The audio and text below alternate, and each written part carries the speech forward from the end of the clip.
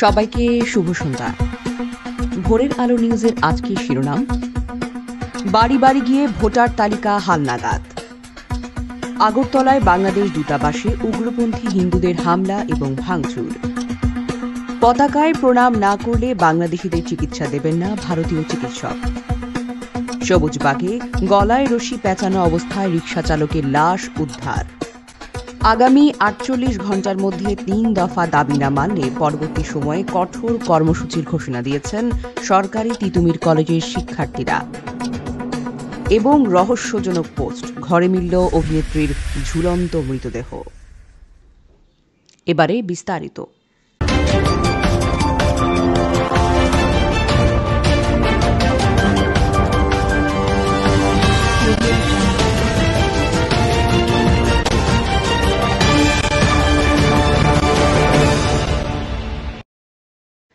আগরতলা বাংলাদেশ সহকারী হাইকমিশন অফিসে ভাঙচুর চালিয়েছে হিন্দুত্ববাদী একটি সমিতির সদস্যরা। বাংলাদেশের ধর্মীয় সংখ্যালঘু হিন্দুদের ওপর নির্যাতন এবং চিন্ময় কৃষ্ণদাসকে গ্রেফতারের প্রতিবাদে সোমবার বিক্ষোভ সমাবেশ ডাকে ওই সমিতি।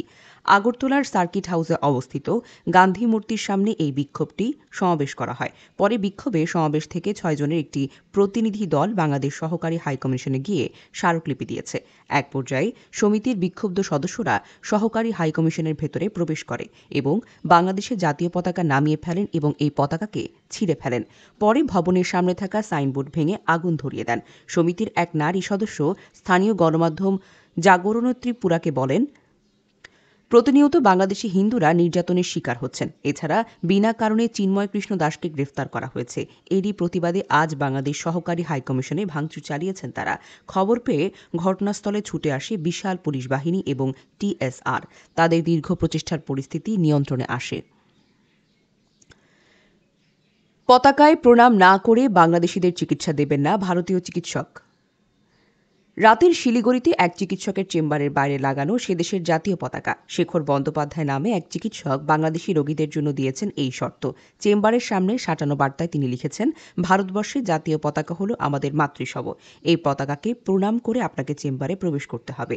বিশেষত যারা বাংলাদেশ থেকে এসেছেন তাদেরকে প্রণাম না করলে রোগী দেখবেন না তিনি। শেখর বন্দ্যোপাধ্যায় নামের এই চিকিৎসক ভারতীয় সংবাদ মাধ্যম দ্য ইন্ডিয়ান এক্সপ্রেসকে এই সকল কথা বলেছেন।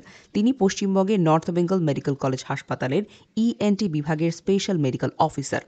তিনি বলেন, বাংলাদেশে আমাদের পতাকা অবমাননা করা হয়েছে, যা আমাকে কষ্ট দিয়েছে।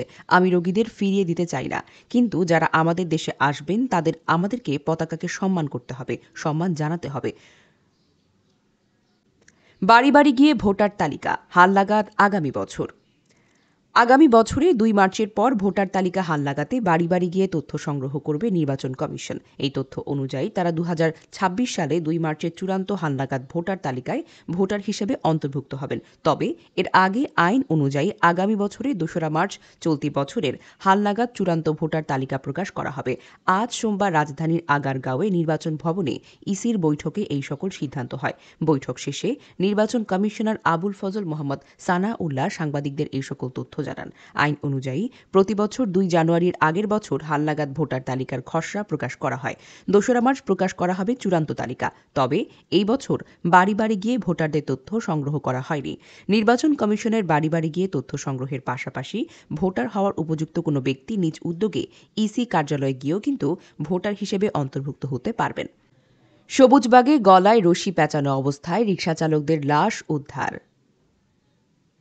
রাজধানীর সবুজবাগ এলাকা থেকে বিধান মণ্ডল নামে এক তরুণের লাশ উদ্ধার করেছে পুলিশ। গতকাল রোববার দিবাগত রাতে সবুজবাগের বেগুনবাড়ি গ্রিন মডেল টাউন থেকে লাশটি উদ্ধার করা হয়। সবুজবাগ থানা পুলিশ এই সকল তথ্য জানিয়ে বলেছে, বিধান মণ্ডল পেশায় ব্যাটারি চালিত রিকশার চালক ছিলেন। ঘটনার পর থেকে তার রিকশার খোঁজ পাওয়া যাচ্ছে না। গতকাল দিবাগত রাত 12:15টার দিকে গ্রিন মডেল টাউনের একটি সড়ক থেকে বিধানের লাশটি উদ্ধার করা হয়। গলায় রশি পেঁচানোর অবস্থায় লাশটি পাওয়া গেছে। পুলিশ বলেছে, বিধানকে শ্বাসরোধ করে হত্যার পর তার রিকশাটি ছিনতাই করা হয়েছে বলে ধারণা করা হচ্ছে। বিধানের খালাতো ভাই সুজন মণ্ডল বলেন, তিনি পরিবারের সঙ্গে ড্যামরা এলাকায় থাকতেন। গতকাল সন্ধ্যায় তিনি রিকশা নিয়ে বাসা থেকে বের হন, রাতে আর বাসায় ফেরেননি। আজ সোমবার ভোরে পুলিশের মাধ্যমে খবর পেয়ে স্বজনরা থানায় গিয়ে বিধানের লাশটি শনাক্ত করে। আগামী ৪৮ ঘণ্টার মধ্যে ৩ দফা দাবি না মানলে পরবর্তী সময়ে কঠোর কর্মসূচির ঘোষণা দিয়েছেন সরকারি তিতুমির কলেজের শিক্ষার্থীরা। আজ সোমবার তিতুমির কলেজের সংবাদ সম্মেলনে তারা বলেন, বিশ্ববিদ্যালয়ে রূপান্তরের সম্ভাব্যতা যাচাই রয়েছে। যে কমিটি গঠন করা হয়েছে, প্রেস বিজ্ঞপ্তির মাধ্যমে সেই তথ্য প্রকাশ করতে হবে। কমিটি প্রকাশের ৩ কর্মদিবসের মধ্যে কলেজ ক্যাম্পাসে সরেজমিন প্রদর্শন এবং বিশ্ববিদ্যালয়ের সম্ভাব্যতা যাচাই নিশ্চিত করেছে। বিস্তারিত রিপোর্ট দেওয়ার দাবিও জানিয়েছেন শিক্ষার্থীরা। রহস্যজনক পোস্ট, ঘরে মিলল অভিনেত্রীর ঝুলন্ত মৃতদেহ। সামাজিক যোগাযোগ মাধ্যমে রহস্যজনক স্ট্যাটাসের পরে রাতে ঘুমাতে যান অভিনেত্রী। তার স্ট্যাটাস নিয়ে সন্দেহ হয় বোনের। তিনি রাত 3:30টার দিকে বোনকে দেখতে গিয়ে চমকে ওঠেন। ঘরে ঝুলন্ত অবস্থায় বোনের লাশটি উদ্ধার করেন তিনি। এই ঘটনা ঘটে গত 27 এপ্রিল রাতে। পুলিশের ধারণা আত্মহত্যা। এই ঘটনা ঘটেছে ভারতের ভোজপুরে। এই অভিনেত্রীর নাম অমৃতা পান্ডে। 27 বছর বয়সী অভিনেত্রী অমৃতা পান্ডের মৃত্যু নিয়ে তদন্ত করছে পুলিশ। ইতোমধ্যে তদন্ত কর্মকর্তারা সামাজিক যোগাযোগ মাধ্যমে ভাইরাল হওয়া এই অভিনেত্রীর ইনস্টাগ্রাম পোস্টকে তদন্তে রাখছেন। এই পোস্টে অমৃতা লিখেছেন, একটি নৌকা ডুবে যাচ্ছে। আবার হোয়াটসঅ্যাপে রয়েছে রহস্যময় পোস্ট। এই পোস্ট বিশ্লেষণ করেছেন তদন্ত কর্মকর্তারা। তারা জানিয়েছেন, পোস্টটি এমন ছিল, তার জীবন ছিল 2 নৌকায় পাল তোলার মতো। সেখানে একটি নৌকাকে ডুবিয়ে পথটা সহজ করা যায়। তবে পুলিশ তার কোনো সুইসাইড নোট এখনো পর্যন্ত পায়নি। এতক্ষণ ভোরের আলো নিউজের সাথে থাকার জন্য অসংখ্য ধন্যবাদ।